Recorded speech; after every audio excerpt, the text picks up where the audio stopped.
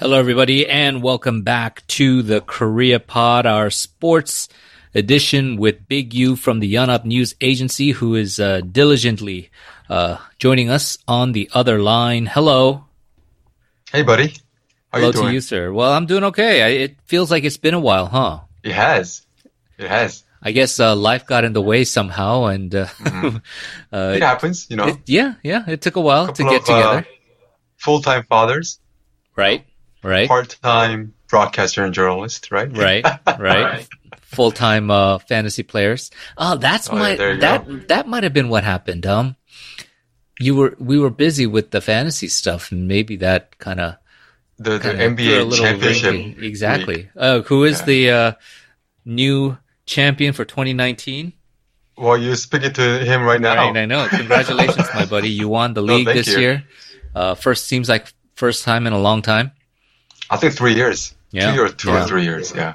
Well deserved. So it's not quite Golden State Warriors, but I've got two titles in like last 4 years. So I'll take it. Yeah. Well, come from behind, Yep. came up as a lower seed and really took care of business. So much props to you. And We'll you did see. finish third, right? No, I No? finished Oh, fourth. shoot. Sorry. I finished Okay. fourth. I was I'm sorry. leading that third place match up until the last day, and then kind of things Yeah. fell I apart. But that's wasn't. okay. That's okay. I wasn't really paying that much attention to your matchup because I No, caught up no. in mine. I just I, assumed that you finished third. So, I had hoped so, but unfortunately, well, there's always next year. I think that's what we always say in sports, right? yep, Fantasy or yep. otherwise. hmm We've got a lot to talk about since we haven't talked on air for a while. So we're going to try to get all of this in within this hour or so, 50 minutes. Let's start with the big news in the Korean sports world that came out very recently, and that is the UEFA Champions League. Normally, you would not associate that with anything to do with Korean sports, but this time around, we had Tottenham Hotspur going up against fellow Premier League team Manchester City in the quarterfinals. They had a second leg matchup, and Son Heung-min is right now, I think you can say by virtue of Harry Kane being out and injured, he is their main offensive spark plug. They were looking to him to get goals on the board, and you gotta describe this to me. I mean, he did not disappoint, and this is arguably one of the greatest performances by a Korean in Champions League history. No, he rose to the occasion, and ironically, he actually came in a loss, but Right. Tottenham advanced to the semifinals on away goals. They ended up tied in 4-4 in aggregate score after two legs, but they did have the away goal advantage, and two of the away goals were scored by Son Heung-min in the loss in Manchester against the City. It was the 4-3 game, just wild first half. Goals being exchanged.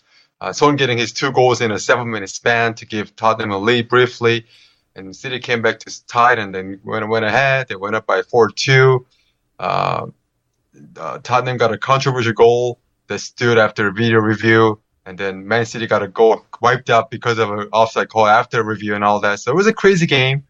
Son Heung-min said as much afterward. That it was just insane game. But despite this loss in the second leg, Tottenham is moving on.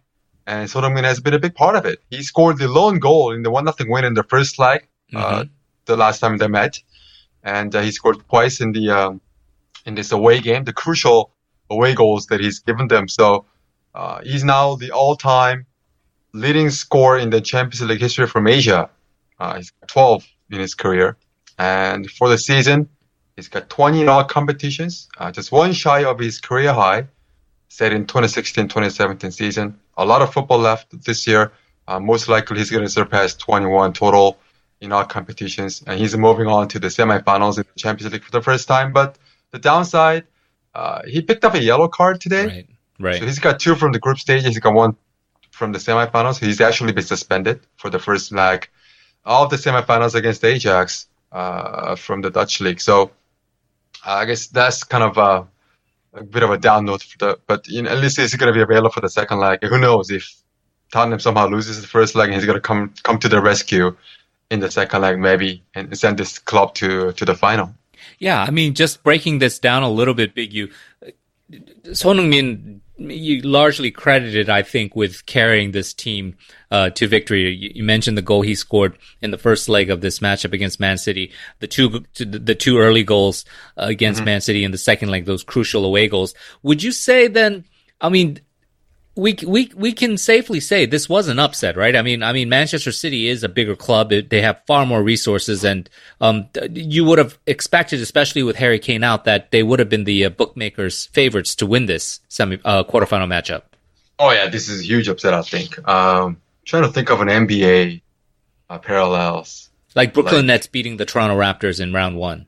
Yeah, the Clippers coming back from 31 point down against the Warriors to win game two, right? Right. That kind of thing. So yeah, Tottenham without Harry Kane, basically Son is their best, go-to guy. He's the go-to guy right now, and he's come through.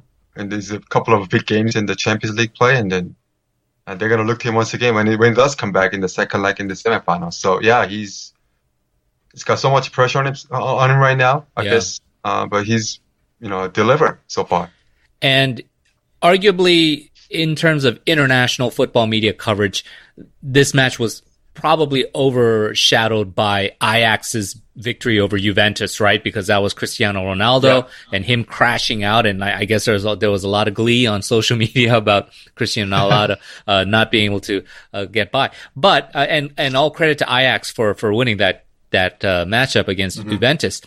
You got to say, I mean, Tottenham has there is a path to the finals for them. Whether they're going to face Barcelona or whatever, but there's a path here. And although Son is not going to play in the first leg, as you say, he's got a chance to kind of perform his heroics in the second leg. Hopefully, where it is a situation where Tottenham has kept the margin close, right? In terms of the first leg, they're gonna have to survive. I guess, survive the first leg without Son, and then try to do whatever they can in the second leg, really. And I think they'd be happy to just walk away with a 1-0 win. They'd be ecstatic to get a 1-0 win in the first leg, just like they did against Man City in the quarters. So it's not an ideal situation for them, obviously. No Kane and no Son for the first match, but if they can somehow survive, just contain Ajax, and then with Son back in the fold in the second leg, anything can happen. This is way looking ahead, but if they do make the finals, and again, if it's against Messi and Barcelona, you can imagine the pandemonium, right? As far as what that matchup is, I think we can definitively say Barcelona would be huge favorites in that finals. But just having Son there, I would say that surpasses anything that Park Ji-sung ever accomplished for Manchester United. I guess the context is different. Park Ji-sung, I think he did play twice in the finals, right? Right. And there was one final where he didn't even make the list, but he even made the semifinals with PSV Eindhoven. So I mean, he's had a lot of Champions League success. Right. But just looking at the Man United career with Park, he was on a loaded team. You could say he was arguably maybe the 6th, 7th, 8th best player at his peak. Yeah, and there was a team that was expected to go to at least the semifinals of the Champions League every year, whereas the Spurs, Son Heung-min is basically carrying this team. He has carried this team to this point in the tournament. So, you're right. I think if the Spurs do go to the final, he'll be the second Korean to play in the final after Park. Yeah. He's going to be the third Korean to play in the semis after Lee Young-pyo has also having also played with Eindhoven. Ironically, also a former Tottenham Hotspur. There you go. Yeah, that's right. But I think just looking at the context and the situation they're in and their roles on their respective clubs and their importance of on their clubs, this is far bigger accomplishment for Son if he does carry this team to the final. And then, again, wild speculation and looking way, way ahead. If by some miracle they end up winning the entire Champions League, I mean, that's going to be one of the biggest upsets in UEFA Champions League history. But, and if Son plays a big role in that this far surpasses anything that Cha Bum-gun was able to accomplish with Frankfurt in the old European Championships, I would think.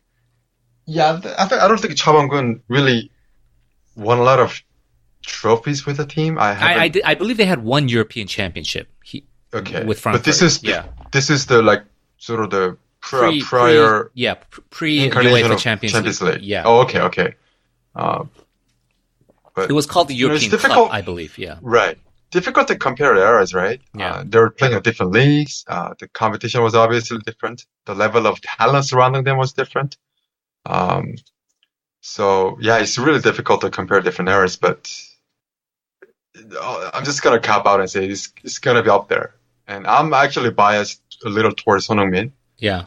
just because I think the teams that the Spurs have had to beat are probably stronger than hmm the teams that Cha Bong-gun's teams had to beat on their Right. way to the championship. Right. And I think he's doing more, arguably more for Tottenham than Cha Bong-gun was doing for his club when they were making that run. So yeah, it's gonna be up there at Well, least. it is always difficult to compare different eras, but let's go ahead and be reckless and do that. You think it's too early to have this conversation of GOAT, and by GOAT I mean greatest ever Korean player.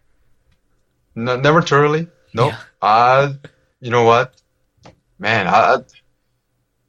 I think you can make a very compelling argument that he's the greatest. Yeah.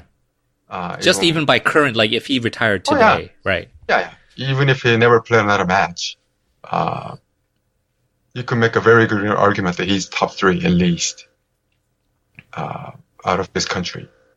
And certainly that would include then all of Asia as well, right? Because there has been no Japanese player who's reached even close to these levels of play in Europe. Nope, I don't think so. Yeah.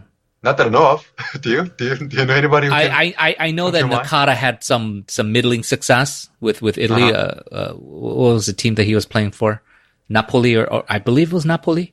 But Okay. yeah, but never like up into the biggest European stages. Junichi Inamoto had a cup of coffee with Arsenal, but you can say the same for Park Ji-young as well. There you go. So, yeah. Well, Shusuke Nakamura had some Nakamura, okay. decent success with Celtic, I believe, right? right. Right. But that's with all due respect, that's Scotland. Right, and again, you could name probably 10 other Korean players who've had similar levels, varying levels of success in Europe, whether it's in France or Germany or Right. even in the Premier League. So, yeah, I mean, we'll see how it goes. This is really, I mean, we're watching peak Son Heung-min, and I believe before we leave the subject, this is one of those cases, Big U, where it kind of shows the maturity of how Korean players have now adapted to overseas leagues and playing, where typically we saw these guys peak, they shine the brightest, or maybe it was just because of the spotlight or because they were just so far down the pecking order in their European clubs that the national team is really where you go, oh, this is where their bread is being buttered. But with someone like Son, it's almost like he's Messi, right? He's got such incredible club success, and he has national team success too, but it does feel like his club success far overshadows whatever success he's had with the national team. Yeah, it's been the opposite with him, right? Right. He's like the Messi of Korea, and that's Yeah.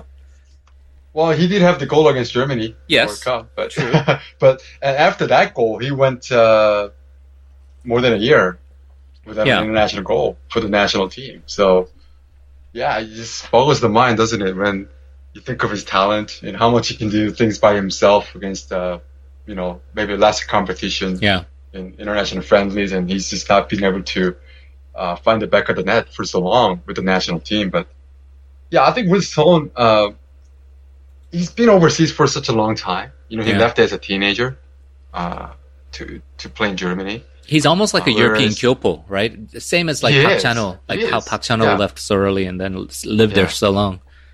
Whereas some of the earlier Korean players, they were kind of playing the trade in Korea or Japan, and then after the 2002 World Cup, a lot of them ended up going to Europe, but they're already sort of past their mid-20s or late Right. 20s, right?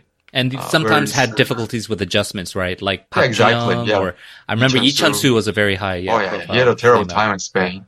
Yeah, I mean he was a lot more talented than what he showed in Right, Spain. right. It's really a shame that he didn't really pan out. But with Son, and you see more of these kids now. That are 18, 19, 20 that have been playing in Europe for 4 or 5 years. Guys like Lee Kang-in, he's 18, he's playing Valencia. Paek Seung-ho, Lee Seung-ho, they've been playing in Spain forever, right? Hmm. So I guess someone like Son is kind of setting a different example for different path for younger generations to follow. Right. That if you want to really find success in Europe overseas, just better to go there early. Right. Make your adjustments, get used to your surroundings, the environment, and then the football can come later. You know what I mean? If you Arguably, always have the talent, yeah, yeah. go ahead. No, no. I mean, I was saying arguably more following the Chushin-su, Choi Jin-man model rather than the Park Byung-ho, Kang Yeah. Jung-ho type of I mean, model. there's pros and cons, right? Yeah. On both sides, where if you go there as I guess, more grown up, that you're maybe better adjusted to, you know, make that jump to a different country, but at the same time, uh, I guess if you're younger, you kind of soak it up a little better Yeah, and as it's far as you're different always cultures and all saying that. you always say the ceiling's higher when you're younger, right? When you're Yeah, yeah, still yeah. in development, rather than you Right. are who you are by the time you're mid 20s or late 20s, and you make that hmm move overseas. hmm So, but I think with Son having the success that he's had, I think a lot of kids are gonna look up to him and say, this is how I want to play. Gonna try to go to Europe or whatever country when I'm still a teenager, and then try to move my way up in the system rather than try to play pro football in Korea for whatever years and then try to make the jump in there when you're in the mid 20s. So again, Right. there's a pros and cons to different paths, but I think you can't deny the kind of success that Son's had, having done the things that his way. And it might spark. We'll see, and that would be exciting for the program overall, the national team. I mean, with if it kind of does inspire this generation of so-called Sonungmin kids, right? Where these kids hmm right now who are watching him play, maybe 5, 10 years down the road, now are going to become the next generation superstars for Korea, like we've seen with Park Se and I guess to a smaller extent Park Chan-ho. Right. I guess that's the hope. For the. I think golf is really uh, just a prime example of the singular athlete inspiring a whole generation of stars, right? With Park City in PGA women's golf, and yeah, it would be great to see the same thing happen with men's football, so that we're just gonna be, I guess, looking at the international history of Korean football, we're just the ultimate wonder, right? Yeah. Reaching the semifinals on home soil in 2002 with a little bit of help from referees. But I don't know. I don't know if I would like that to be the legacy of this country's football program. You know True, what I mean? true. Yeah. So a few years down the road, maybe we're gonna, get to the semifinals and finals on our own merit. That would be the dream. I wonder how old we'll be by that time, but we shall see. Perhaps that'll happen before a Clippers Raptors NBA Finals or a Mm, um, mm, Toronto Blue Jays LA Dodgers World Series. We'll see. We'll see. Well, I mean, the Dodgers might make the World Series this year, anyways. yeah. With or without the Blue Jays. Well, that's speaking of which. Let's turn to baseball then. KBO. We're a few weeks into the brand new season. I have to admit I'm not completely into the swing of things with the KBO. Anything stick out at you that you think is of interest to our listeners? I think the offense is kind of down. Hmm. I just I read a story a couple of days ago. I just looked up a few numbers, and I was pretty surprised that uh, after about 100 games last year, after 102 games last year to be exact, there were 244 home runs, right? Mm-hmm. And this year, after 100 games this year, 159 homers. So that's Mm. a huge drop in number of home runs in a league where home run has been the name of the game for good 4 or 5 years. Last year there was an all-time record, 1,756 home runs last year. This year I don't know what the pace is, but we're already almost like 100 home runs behind last year. So, Mm. uh, I think a lot of people point to the new ball. It's a bit larger, less bounce. They're trying to sort of, I guess, rein in this offensive explosion. They wanted to keep a little bit of balance between pitching and hitting. It seems to be working. There's some crazy pitching numbers out there. The league leader in ERA this year, Tyler Wilson of the LG Twins, he's got an ERA, I think something like 0.3 something. Hmm. He's given a one run in like 30 plus innings so far. And speaking of Twins, they've got a whole bullpen of guys with an ERA under one. Hmm. They've got a couple of other starters whose ERAs under one. So yeah, I think the pitchers have stepped up, obviously, but the ball I think does come into play in this new trend in the KBO. I noticed though throughout all this, you're not necessarily crediting this with an upgrade in pitching talent or excellent pitching being the culprit, right? You know, we still have the same pitchers. Right. I mean, the last time I checked, we haven't had any sort of this rookie sensation who's come out of nowhere, kind of like Shohei Ohtani-ish starting pitcher. Also, a lot of the foreign pitchers, the guys that are doing well, they're kind of returnees. They're the guys that have been around a couple of years. Right. Some of the new guys, I think, they're still trying to figure out this league. So yeah, I don't know if I want to give too much credit to the pitching. Um, maybe it really is the ball. But you know, I've spoken to a whole bunch of players about the ball, Right. and then I'll get a whole bunch of different answers. Some guys are more sensitive than others, both pitchers and hitters. Some hitters have told me that they've just put a barrel on this ball and it would have flown out of the ballpark last year, and then it's getting caught in the warning track. Mm. Some pitchers, they don't notice the difference. Some guys, they do notice it, but it's not so significant to them. So I don't know, but I think the ball does come into play a little bit. I don't think the pitching has become that much better over the past Right. year. Right. And I don't think the hitters have gotten that worse since last season. So we'll see. I think we're 22 games into the season. I think we're still kind of in the small sample size territory, Mm. but we're also, I don't know what the percentage is, but we're also kind of a fair amount of way into the season, right? 144 games, you Yeah. play 20 games, so it's not too early, but it's kind of still in the small sample size territory right now. Well, one thing, knowing your preferences, and I think our listeners do too, having heard you talk about baseball for a while, at least whether it's talent, going up or down or what, you definitely aesthetically feel this is a much better presentation of baseball than what we've seen in the past couple years, right? Right, but I don't know. I mean, you're a guy that likes really good, tough pitching duels and the strategies that come, right, with Well, I like fast games, period. Okay. I like pitching deals that end in under 2.5 hours. Right. That's You don't my like kind of 14-12 slugfests. No. That's that's not my kind of game, especially not when I'm working. So, no, I like to see more balance, obviously. Last year we had like 40 homer guys. There's a lot of, double digit scoring by both sides.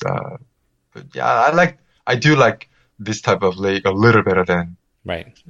video game numbers offensively.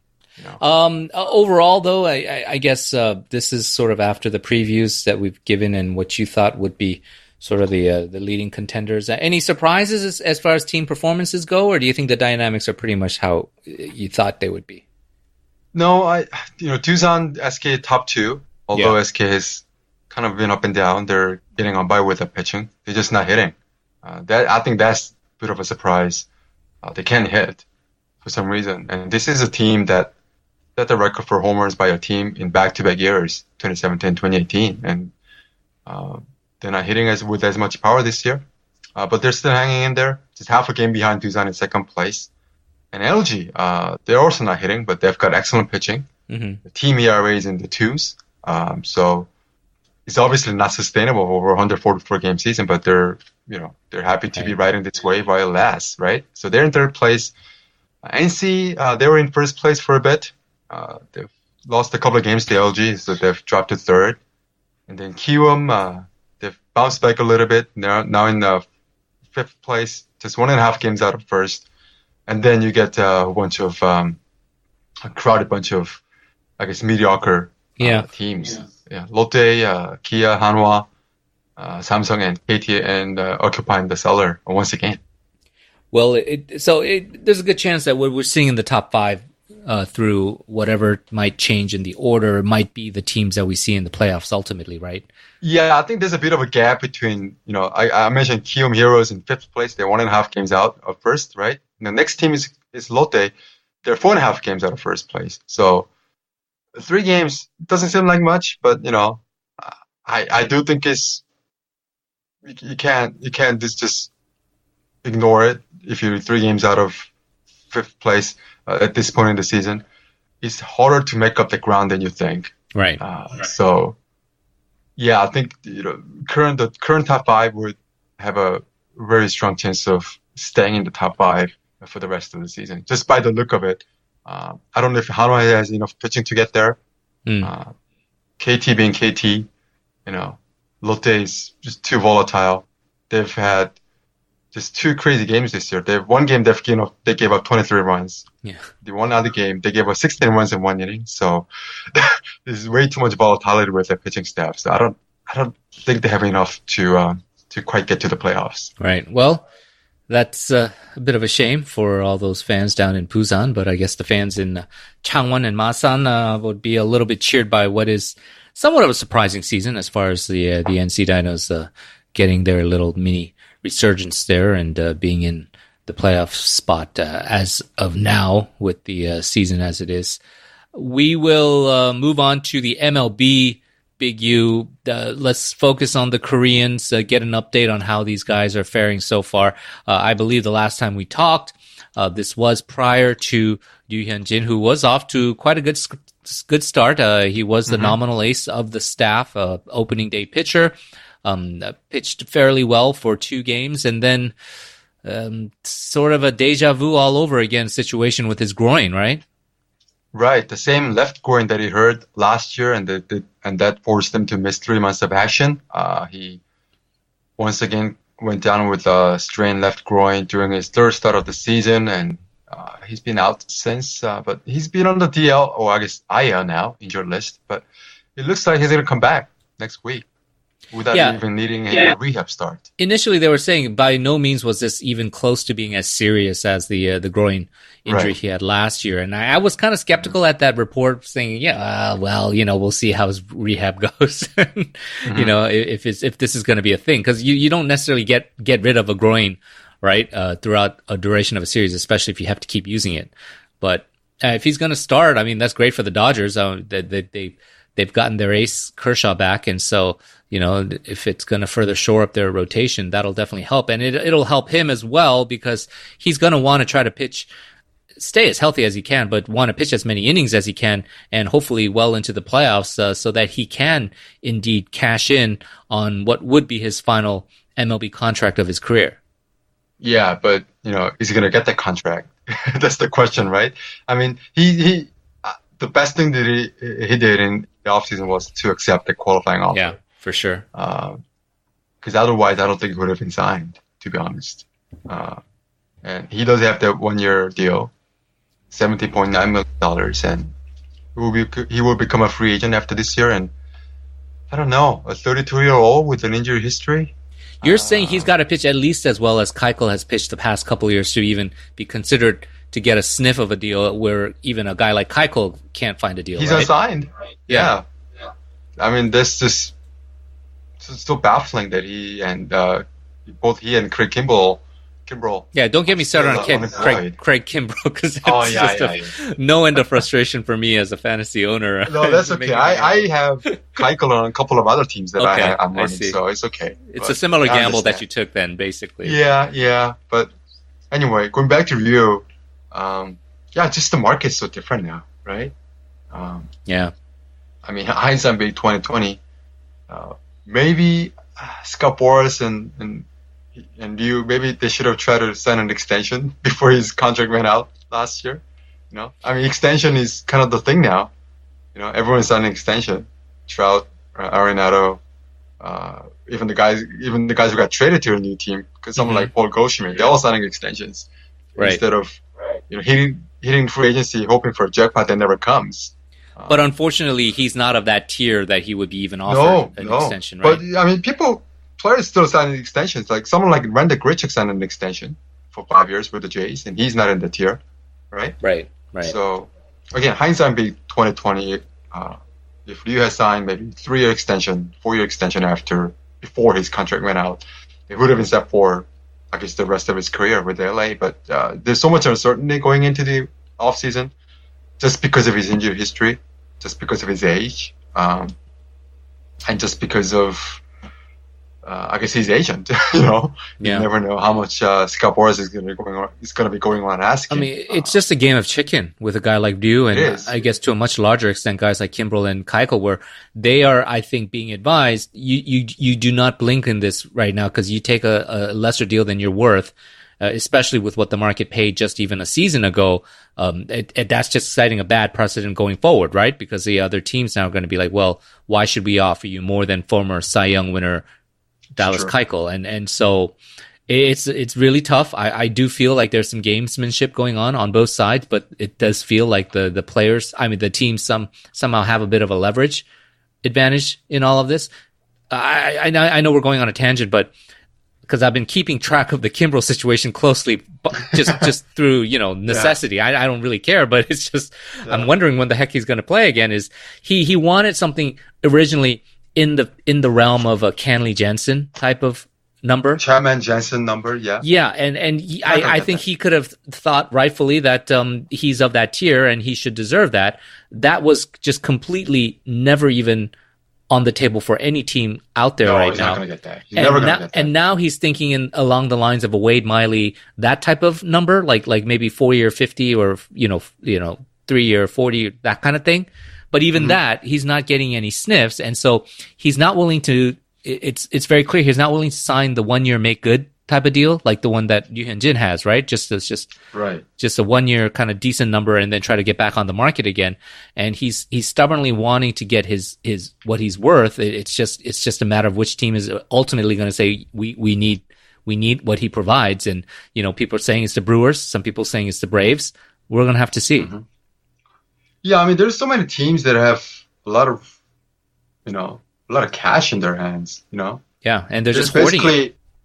There's basically, I think, 3 or 4 teams: Dodgers, Yankees, Red Sox, and Astros. Maybe I think that are kind of over the tax threshold or kind of getting close to it. Mm-hmm. But everybody else, maybe 25 other teams out there, they can afford to sign him, or maybe some teams that can afford to sign both him and Keuchel, and they still leave room for whatever, they still be under the threshold. So financially, it just, I don't know, it makes no sense for them not to have been signed already, because they could really help any team that they join at this point in the season. I mean, bottom line, if teams like the Dodgers, Yankees, and Red Sox are all going to try to play Moneyball, right? Just try to squeeze as much out of their assets with the less amount of money paid out, then it's just going to be a tough market going forward for everybody. Because if the teams that can most afford it are trying to do it, then what do the teams like, the Oakland A's have on offer? They're not going to overspend in this market. No. Yeah, it's tough. It's a bit of a tangent, but I guess that's what we're talking about with the dilemma that Yu Hyun-jin faces. He has to get back on the field. He has to pitch well. And even then, that might not be good enough. I think that's what we're basically saying is the takeaway. Yep. Chu Shin-soo, aging veteran, perhaps on his last hurrah, perhaps not going to be with Texas for the remainder of this contract. Typically a slow starter, and that was really the case until recently. You even won a game for them. No, yeah, I know. He's actually batting .345. Very, very solid number, and 4 to 6 on base. Very typical of him, right? He's getting on base all the time. Right. Drawing walks, putting the ball in play. He hit his first home run the other day, driven a couple of runs to extend their winning streak. So things are going relatively well. Didn't have a great start to the season. He was benched for the opening day, and then the new manager Chris Woodward kind of took some of the heat for that, for benching one of the few remaining veterans of this team. Just because he was facing a left-handed starter, he was benched for the opening day. But ever since then, he's been playing well as you could have hoped from a soon to be 36 to 37-year-old uh, uh, playing his, I think, 15th season. So, yeah, he might be a trade candidate. He was last year too. Yeah. This is a rebuilding team. They've been dumping some veterans. Some of the guys have retired. I don't know. He might be a decent fourth outfielder or DH option for a contending team in the AL come July. Right. Which is going to be contingent on how well his bat holds up throughout the rest of this season, which we hope it will. I think for you and me, regardless if he gets traded or not, I think we both just want to see him kind of play out his contract on a high note, right? I mean, at least kind of give some equity back to what the team put in, which was a mammoth deal. Yeah, I mean, it was going to be impossible to live up to the kind of money anyway. Right, but the problem was he kind of lost a lot of the equity in the contract in the middle of the deal because he was injured for so long, right? Yeah, and so if he kind of makes up a little ground towards the end of it, where you do expect that would be where the diminishing aspects of just like the Pujols situation, right, where it just becomes a huge albatross. That if he at least adds a little bit of value, maybe even they can get a good deal and cash him out for assets. I guess they can say that it wasn't a huge failure. Well, I mean, he does have 3 20-homer seasons with them. Yeah, with the Rangers. He had that long on-base streak last year, so he's been a decent outfielder DH. Just maybe not worth the kind of money that they're paying, but yeah, it's just a question of which AL team would need him. Yeah, he signed the contract at a time when those big contracts were a thing. Yeah, someone like that. If someone like that came onto the open market, I don't think anybody would touch him with a stick. So, I guess he got lucky that way. Back in 2013, 2014, someone like that could have signed or able to sign that kind of money. But I mean, we can agree that his deal looks better than the Chris Davis deal right now. Poor Chris Davis, my goodness, just had his first hit recently, right? I know, and he actually, I don't know if you noticed, but he actually asked for the ball as a souvenir. Poor guy. So, I mean, we can't really blame him, but it's not his fault. No, this is like a two-time American League home run king, a former 50-homer slugger. Right. Asking for a ball after a single. Yeah. So, I mean, that kind of just shows you how far he's fallen. And, it really breaks your heart. I really felt for him. Yeah, it's what we witnessed with the twilight of Ryan Howard's career. Really, the biggest victim of the trend in shifts. Right after the shifts happened, he just could not hit the ball out of the infield, basically, right? Right. Shift killed him. Man, poor guy. Okay, so Chu Shin-soo, so far so good. Kang Jung-ho, another really horrific start to the season after some high hopes, showing a lot of power in spring training. Hopefully he's starting to show a little glimmer of getting the monkey off his back. Man, did you know he actually led the majors in homers in preseason, spring training? Right. Homers. And which was, again, why I told you, spring training, we have to always remember the Kim Hyun-soo example, that the spring training stats are rendered meaningless, ultimately in a 162-game sample of the regular season. Right. So, with Kang, it's gone the other way, right? Whereas Hyun-soo, he just couldn't horrific spring training and then ended up hitting almost 300 in his rookie year. Did have over 300 batting average. Just didn't qualify for the batting title, but he did hit over 300. With Kang, 7 homers in preseason. Pittsburgh media, their fan base, they're like, he hasn't missed a beat. He's gonna give us so much power in the middle of a lineup. It's gonna be a great season for him.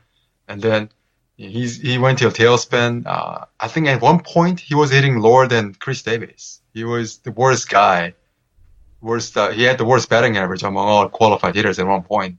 He had an 0 for 18 start. Is that right? He did. 0 for 18 straight. Yeah. Straight. Okay. He hit his first homer early in the season, and then he went into a dry spell, and then got another one. Got a second homer just a couple of days ago. His batting average is all the way up to 130 now. Almost at the Mendoza line. Jeez. Yeah, he's getting there. 2 homers and 6 RBIs, 19 strikeouts, and 46 at bats. So that's not going to cut it. He's got to cut it down. He's been benched a couple of games. But he could be streaky. I guess, the second homer that he hit, just might be the thing that opens the floodgate. Who knows? Hopefully. I mean, he's definitely swinging for the fences much more right now than he did prior in his earlier career as an Exum Yeah. hero, and even Three maybe true earlier. outcomes, baby. Three true outcomes. Yeah, well, right now Strikeouts and home it's runs. been largely one outcome, right, with the There you strikeouts. go. Yeah. But as you say, your favorite mantra, it's early, a lot of baseball left to play, and so hopefully over that span of 162 games, he will finally show that he definitely did develop that power that was so tantalizing during spring training. Big U, moving on to the next guy, we keep saying, we'd love to see Koreans in the World Series. We saw that with Yu Hyun-jin last year. This year, we might have another Korean in the World Series, but this time it might be Choi Ji-man of the Tampa Bay Rays, huh? Ooh, 14-4, baby. Best I team in know. debate. Best team Amazing. in baseball.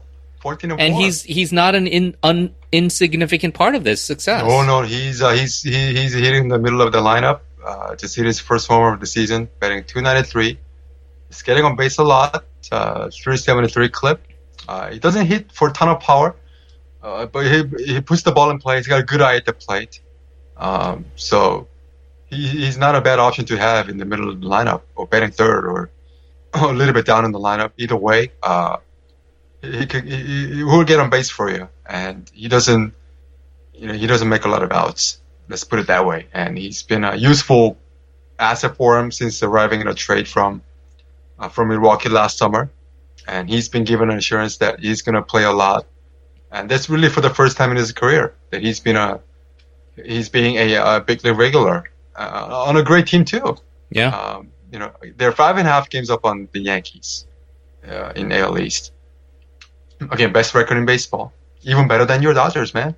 Well, I mean, the question is always sustainability. I mean, I don't begrudge them the success, but they are really, I mean, if anything, following the Oakland A's Billy Beane model on steroids, right? They really do not like to spend any money at all for that team. And if this team is really getting this kind of modicum of success, and maybe they won't win the division, maybe they won't finish with the best record in baseball. But if they get into the playoffs with what they had, they barely missed the playoffs last year, right? And so won 90 games last year. Yeah.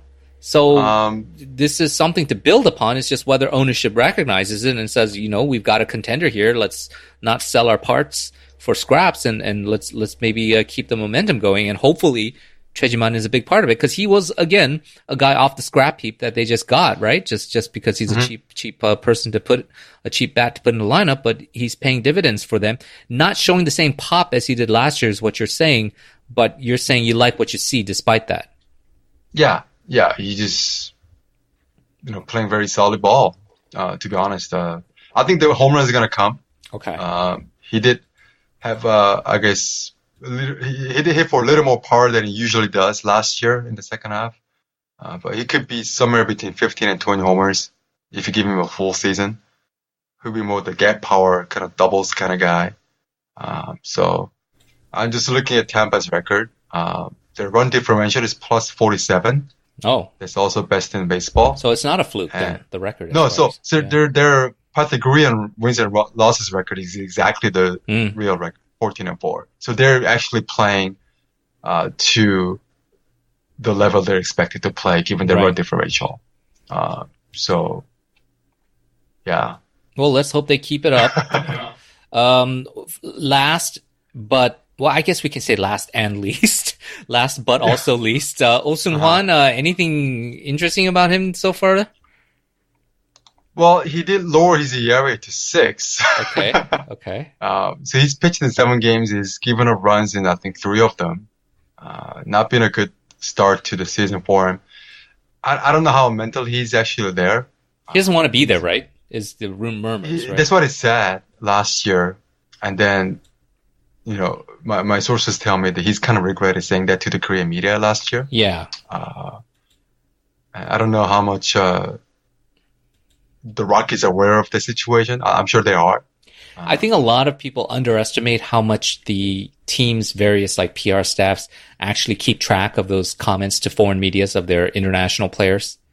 Because I remember there were like interviews given. This was NBA, but like like Kristaps Porzingis would give something to a Latvian media outlet that kind of bashed, let's say, Phil Jackson, and that would immediately come back. Albeit it's a big market like New York, and Kristaps is a huge star, but these guys do keep track, and I think it was naive of him to think that it wouldn't come back to bite him. Yeah, I know for a fact, like the papers like Denver Post quoted my story Right. I figure Exactly. Rockies PR people would read Denver Post, Yeah. So Right. so either way, it's gonna get to him. But yeah, I think Osungwan probably knowing that it's gonna be his last year in the majors or overseas, he wants to come home.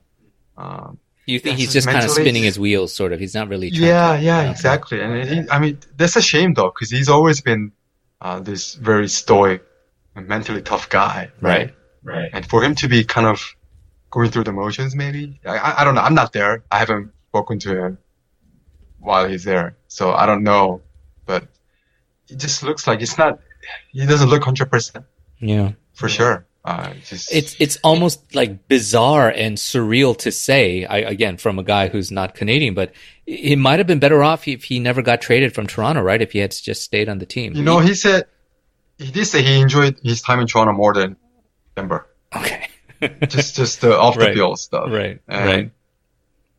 I'm not just saying it because I'm biased toward Toronto. Yeah. I've never been to Denver. Yeah. Oh, we'll get to Toronto soon, but yeah. Yeah, I'm sure Denver's a great city and all that. But he said off the field, he found it a lot more, I guess, I don't want to say fun, but he enjoyed the experience of living in Toronto more than he did in Denver. But it was more than that. I think it was more the on-field stuff and how he was being used out of the bullpen with the Rockies last year. You know how they were contending, they're trying to get to the wild card, the postseason. So, they're trying to get him ready for the third or fourth inning. They were hoping he would be kind of like a Josh Hader type, right? Kind of just put fires out regardless of where he was. But he wasn't used to that. Yeah. I don't think it was the kind of thing that they had told him beforehand. So maybe it kind of threw him off a little bit when they started telling him to get ready in the fourth or fifth or whatever. And he had been more used to pitching in the later innings, seventh, eighth, or ninth. It's not like he would not mind not being the closer, but if he knew he had a defined role, like in the seventh, we're going to have like a matchup there, or you're going to set up the eighth for the closer guy. He's okay with that. It was just this random, like, get warmed up in the fourth, or like, oh, we're not going to use you, and then like get warmed up again in the sixth kind of thing. Yeah. It happened a lot. It happened a lot more than we know watching on TV. So, because if you watch a game, the play-by-play guys are not going to tell you about every single pitcher who goes up in the bullpen in a third or fourth inning. So it happened a lot more than we thought, and I don't think he appreciated that from the Rockies bench, and so it was a combination of different things that kind of led him to make the comments that he did after last season. All right. Well, we'll see how the Samsung Lions are as far as I'm sure they can use him for sure. They're gonna go after him this year. Yeah, judging by what they're doing right now in the KBO, so he'd be a welcome addition. But hopefully he'll be of a sound mind and body to be able to. I guess it won't be the same dominant guy that he was before he left for he's Japan, older for sure. Yeah, but hopefully he can give them what Im Chang-yong was able to give the Kia Tigers for a while, right? Mm-hmm. All right. Okay. Well, we got to get into the random rants, Big U. This is where I just turn off my microphone and let you go. Toronto Maple Leafs, first round playoffs, NHL, Toronto Raptors, first round playoffs, NBA. How do you feel about things so far? How much time do you have? Yeah, as much time as you want, my friend. As much time as you want. Well, with the Raptors, since you like basketball as well, so the series is tied with the Orlando Magic in the first round. And game 3 is Saturday our time, Korean time. So the Raptors lost the first game at home. Kind of a concern because, we were leading the game for a bit. Missed the chance to really put them away. Ended up losing by 3 points. But they came back. Really nice bounce back after in game 2. Just stifling defense, holding them to under 38% shooting. Under 90 points. I scored 110 plus points on them, and I like to say, playoff Kawhi Leonard showed up. Yeah. 37 points, 15 of 22 shooting. Just super efficient. And then Kyle Lowry, who was actually scoreless in the first game loss, he did score 21 points, I think. Made a couple of threes as well. So, yeah, it was nice to see the guys bounce back. And then looking good going into game 3 on the road in Orlando. I think most of the pundits, when we saw the opening games and the upsets that occurred, or at least the lower seeds winning, Toronto losing to Brooklyn and Denver losing to San Antonio, and the Sixers losing out. It seemed like the consensus was that there was not a lot of concern. The least concern was directed towards the Raptors, because what they seemed to be saying was that the fundamentals of the two teams didn't change. Yes, Orlando has a good defense, but the skepticism was Orlando just did not have enough offensive firepower to be able to win 4 games in that series, regardless of how well their defense played. And, maybe they caught Toronto on a bad day that first game, but I don't think there's too much of. I know you guys tend to be a bit more fatalistic about those things. And, yeah, the whole fan base is right. You were saying, it's going to go 6 or 7 games. I still don't think that's going to be the case, but a team like Philly, they might have some more concerns in terms of the health of a guy like Embiid, and how that offense is sort of a little bit problematic in terms of how they match up, and then some of the defensive issues they may have if they have to keep a guy like JJ Redick on the floor and all that. So more questions with them. And I think a lot of people skeptical overall of Denver as far as them being sort of a paper tiger and not really, wouldn't say they don't deserve the number 2 seed because they had the record, but by all accounts, I think almost every first round opponent wanted to have Denver as their first round matchup. Almost went down 2 games to none. Yeah. Right? Yeah. And so, they don't seem to be in any place to be threatening for the Western Conference Championship, where with Toronto, it's just a question of, can you get by Giannis and Milwaukee? Yeah. I mean, that's really the key. Yeah. Well, I don't know. We're going to have to get there first. Yeah. And you're going to have to get by you're going to have to get by Philly as well, which you guys do you tend to match up pretty well with them. So I guess. Yeah. We handled them pretty well in the regular season. And Ben Simmons has, he's probably having recurring nightmares about Kawhi. So, yeah, I'm not too concerned about the Sixers, to be honest. And after watching Game 2 against the Magic, yeah, I've become a little more optimistic that we can get it done in 5 games. But I wouldn't be surprised if the Magic stole another game from us. It wouldn't be too shocking for me, just because of how they routed us twice in the regular season. Right. Their matchup. They got some big bodies, up front, and they can throw at us. So, but yeah, I'm a little more confident that we can get it done in 5 games in the first round. Yeah, I mean, short of some like Terrence Ross revenge against his team and carry them to like another upset or something like that. Not likely. We'll have to see. Not likely. So, okay, you're voicing some better vibes with the Raptors, despite that Game 1 loss. Let's see how you're feeling right now with the Toronto Maple Leafs. They have the first round matchup with the Boston Bruins. Obviously, I don't know anything about hockey. I just know that the series is tied 2-2, and I know that it's been a very stressful week for you so far. You, again, were very fatalistic about your chances against the Bruins, but I mean, you're tied 2-2. You're still in it with a chance. Why are you not feeling better? Well, Maple Leafs fans, we call them Leafs Nation. We never feel good about our teams in the playoffs. It's not right to feel pessimistic about our teams in the playoffs, right? For me, I don't know. We were up 2-1 and then had Game 4 on home ice, and then give up 2 goals in the first 7 minutes of the Game 4. And then that was it. I mean, we rallied we're down 5-2 at one point, got it to 5-4 in the third. I guess that's a bit of encouraging sign that we did actually fight back to make it a 1-goal game for a few minutes, rather than just cave in and lose by 3. But overall, I just don't think we have that kind of the toughness or edge Hmm. that the Boston Bruins bring to the table. Like last year, we lost in 7 games to Boston, had a 4-3 lead and going into the third period in game 7, and then giving up 3 goals in the third period to lose.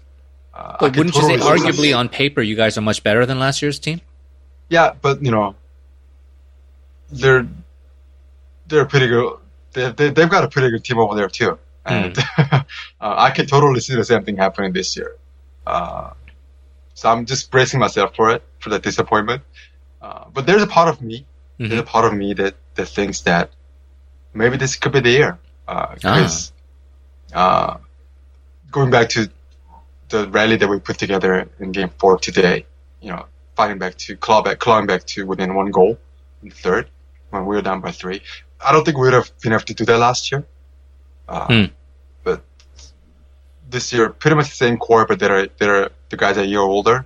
I think you know, that's where the maturity comes in. Even though there's a bit of an air of inevitability of a loss, they still fought back to score twice in the third period. So I think there's a bit of an encouraging sign. Um, Right. but we'll see. I think if we get past Boston, the path is wide open Oh, in the okay. Eastern Conference because on the other side of the bracket, the greatest team in the regular season history in the NHL just got swept in the first round, Mm, mm. Tampa Bay Lightning. So we've got a Columbus Blue Jackets, the wild card team, uh, that are waiting the winner of Boston and Toronto. And And I you think feel that's a less intimidating matchup than the we match Boston up matchup. really well against Columbus. Okay. Talk about the momentum and whatnot, but they just swept their first round series. So they're going to be resting for a few days. So I don't think momentum will really play a role, uh, in that series. So whatever momentum that Columbus has built by sweeping Tampa Bay, I think they will have lost it by the time the second round series starts. So if we do get there, man, I like that matchup a lot. And then after that, it's going to be the conference finals. And I think whoever comes out of the East has a great chance of winning the cup this year. So Ah. if we get past Boston somehow, yeah, I think the path is wide open. Wow. So it's very mixed emotions for you because on the one hand you feel, man, it seems Yeah, unlikely here that we you go guys are going to beat again, Boston. yeah, But if by yeah. some miracle you guys get past Boston, you feel, Stanley Cup is basically This within could be your a deep grasp. run, man. This could be a Yeah. deep run after first round. So, Well, I mean, that's why we're sports fans, right? It's just there's all those like kind of peaks and valleys of emotions that come with rooting for your favorite team. oh, it's killing me. Yeah. Oh, I think I'm losing my hair. You know, I think I spotted a few gray hairs today. Wow. I'm just dying, man. Much more stressful than Yeah. anything you encounter at work, I guess. Oh no, my work is my relief almost. Hey, we just have a couple minutes left, but I just wanted to get your thoughts Sure. because I mean we haven't talked about it. I know it happened over the last weekend, but it's such a historic accomplishment. Tiger Woods, after an 11-year drought at Augusta, finally coming back, winning. A guy who's basically of the same generation as me. I grew up Mhm. watching the guy, watching him, emerge as this wonder kid prodigy, and kind of that initial kind of crazy success that he had transforming the game of golf, and then the bad controversies, the horrible injuries, and then finally coming through and winning. I mean, it's got to be a feel good story for everybody, despite of what you might have personally in terms of your moral judgment against him. And it's got to be one of the best things that happened to men's golf in quite some time, right? Oh, it's a great story. I think he's already a candidate for Sportsman of the Year, Hmm. Sports Illustrated, right? Hmm. It's only April, but yeah, no, it's a very emotional story. I think for a lot of people our age, our generation, I too grew up watching this guy evolve into, not even arguably the greatest golfer of all time. I mean, his peak years, late 90s, early 2000s, there's no match. There's no one could match any of that in the history of this game. Not even Jack or Hogan's or Palmer's, you name it. I don't think anybody could have matched Tiger's peak years, winning 4 straight majors, winning one major by 12, another by 15, setting records here and there. Um, and to see him, I did watch it live, by the way, Hmm. this Masters. It was like 3 a.m. They pushed the tee times up because of weather. Um, yeah, pretty touching moment to see him win 22 years after his first Masters victory. Yeah. At the time, he was hugging his late father, and now, walking up off the 18th green and hugging his kids. Yeah, and as a father myself now, Yeah. it was pretty touching, man. It's a great story. Yeah, I think a lot of people choked up over that moment when he was with his kids and Yeah, kind of Sam what and it meant Charlie. to him. Yeah. I even know the names. Well, we got Pebble Beach coming up this year apparently, and he's had some heroics there as well. So, it's not out of the realm of possibility. He's got another major or two up his sleeve this year. Bethpage, New York, Oh, in US Bethpage. Open. Right. Yeah, Okay. he won there in 2002. So Okay. yeah, Very good. Very still a good. chance. All right, Big U. We gone into an hour of this. Time flew. I mean, I don't think even we touched upon all the things we wanted to discuss, but we'll leave it there. We'll probably try to connect again before the month is out, get some updates. I'm sure you'll get your rants ready for Toronto as they are hopefully advancing into the second round by that time. So we'll talk then, and hope you have a good weekend. I know that this can be a busy weekend, not just with the kids, but also with keeping track of these games that are going to be happening simultaneously for you as far as the Toronto playoff teams are concerned.